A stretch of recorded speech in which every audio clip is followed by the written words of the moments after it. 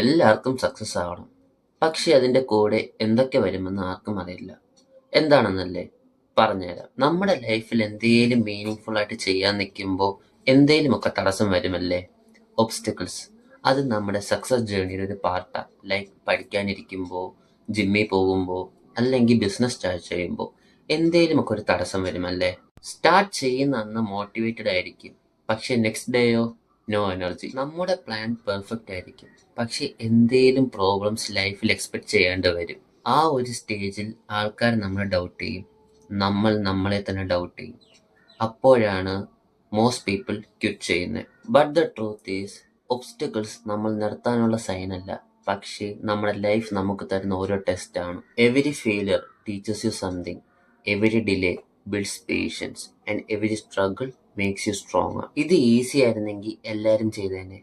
Next time ഒരു obstacle വരുമ്പോൾ ഇതെല്ലാം എനിക്ക് എന്താ വരുന്നേ എന്ന് ആലോചിക്കാണ്ട് ഇത് നമ്മളെ എന്താ പഠിപ്പിക്കുന്നേ എന്ന് ആലോചിക്കും. ബിക്കോസ് ലൈഫിൽ സക്സസ് ആയിട്ടുള്ളവർ ഈ ഒബ്സ്റ്റക്കിൾസ് അവോയ്ഡ് ചെയ്തവരല്ല, മറിച്ച് അതിനെ തരണം ചെയ്തവരാ. So keep going, you are closer than you think. Stay strong.